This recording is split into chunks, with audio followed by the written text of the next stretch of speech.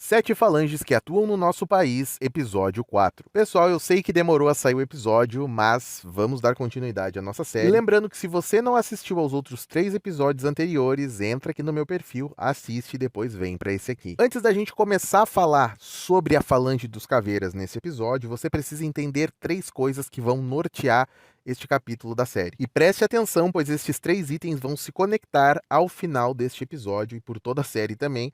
Então presta atenção, olha só. Primeiro de tudo, caso você ainda não tenha entendido, né, mesmo seguindo o meu perfil, mesmo acompanhando essa série, chegou a hora de você entender de uma vez por todas o seguinte, sobre a dicotomia. A dicotomia basicamente seria ali o lance do bem e do mal. No plano astral, a dicotomia ela é completamente ou quase completamente diluída. Ou seja, colocar rótulos que o espírito X é ruim ou o espírito Y é bom é meio complicado. Claro que vão existir os extremos, como eu venho comentando aqui nesta série, mas entre uma ponta e a outra existe um meio do caminho. E a falange dos caveiras conseguem transitar muito bem neste meio e também nas pontas. No primeiro episódio dessa série eu expliquei sobre o caminho da mão esquerda e o caminho da mão direita. Podemos dizer então que aqui nós estamos no meio do caminho.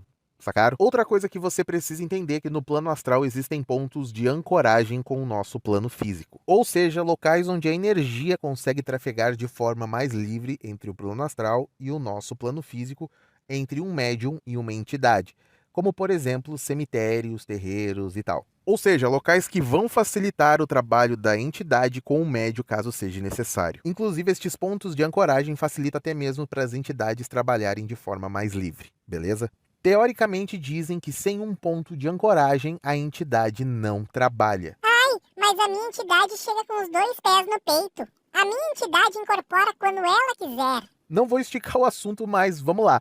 Qualquer entidade que respeita o seu médium vai respeitar o seu tempo de aprendizado, vai respeitar o local onde se é trabalhado, ou seja, o ponto de ancoragem, e vai respeitar os fundamentos que aquele médium segue. E se a sua entidade não respeita o seu corpo físico, ela já chega entrando assim, tipo casa da mãe Joana, cara, essa entidade também não respeita a sua individualidade e eu tenho uma péssima notícia para te dar. Outro ponto que você precisa entender é o lance da jurisdição espiritual. Mas que porra é essa, Diego? Você tá inventando essas coisas. Bom, vamos imaginar que nós temos entidades nível planetária e entidades nível cósmica. Entidades nível planetária geralmente estão muito ligadas com o padrão de consciência daquele planeta. Então, guias e mentores que ajudam na evolução das pessoas dentro daquele contexto espiritual daquele planeta em específico seriam consideradas entidades planetárias. Então, toda a metodologia de trabalho dessas entidades, desses guias, mentores, etc., vão seguir a linha de consciência humana. Então, tudo aquilo que define o ser humano, o que ele é, vai ser trabalhado por essas entidades. Você vai entender o que eu estou falando aqui mais pro meio aqui desse episódio, tá? Só acompanha o raciocínio. E na sequência, nós temos as entidades cósmicas, que cuidam de assuntos maiores envolvendo a parte cósmica da parada. Entenderam? Aqui entra aquela parada de pleidianos, arcturianos, papapá, papapá. E a função deles é cuidar do planeta enquanto coletivo, e a função das entidades planetárias é cuidar do planeta enquanto individualidade. Entenderam? E aqui a gente começa a falar da falange dos caveiras. Lembrando que nesse vídeo eu vou me focar mais na parte do comportamento desses espíritos no contexto astral. E lembrando que meu perfil não é um perfil de quimbanda, candomblé, umbanda.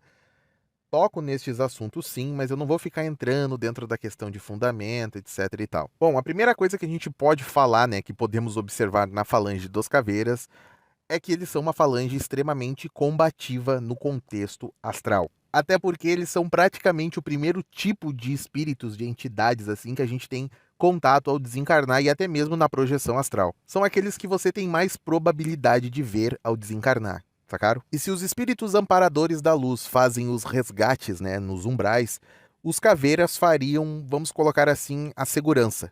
A faixa de atuação desses espíritos é no astral imediato, ou seja, no astral inferior, nos umbrais. As falanges de espíritos trevosos e obsessores tremem na base quando escutam o nome dos caveiras, porque eles sabem que não serão perdoados.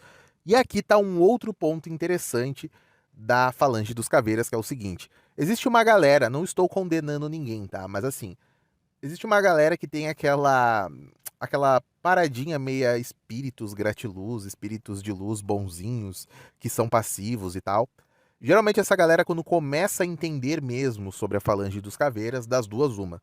ou se encanta, né? A pessoa acaba com aqueles preconceitos gratiluz com relação a entidades, ou ela se afasta de uma vez, porque os caveiras não têm papo torto. Com eles o papo é reto. Eles vão aonde poucos espíritos querem ir, lutam batalhas que poucos espíritos querem lutar, fazem o que tem que ser feito e dessa forma buscam estabelecer o máximo o equilíbrio no plano astral. Só que não pensem vocês que eles fazem isso na base das flores, do beijo, do amor, do abraço, do amor incondicional, da gratidão. Cara, a Falange dos Caveiras é tipo, sei lá, o BOPE do plano astral, só para vocês entenderem o contexto. Quando é necessário o diálogo, existe o diálogo, mas quando é necessário a força, existe a força. Eles tiveram encarnações no nosso plano, né, no nosso plano material, e muitos deles em suas vidas passadas foram guerreiros. Então, da luta e do combate, esses seres não fogem. Muita gente tem medo da Falange dos Caveiras, né? Pelo jeito de se falar, pela aparência que eles têm no plano astral. Mas é isso aí, tem que pôr medo. Onde eles vão, tem que pôr medo, tem que impor respeito. O espírito obsessor que olha para um caveira, ele precisa entender a ordem. Da mesma forma que na natureza, quando a gazela vê o leão, ela corre, o espírito obsessor, quando vê um caveira, ele precisa correr. Pelo menos aqueles que estão buscando o desequilíbrio para com a humanidade. Existe também um outro lado da Falange dos Caveiras, mas isso seria uma característica dos Exus como um todo,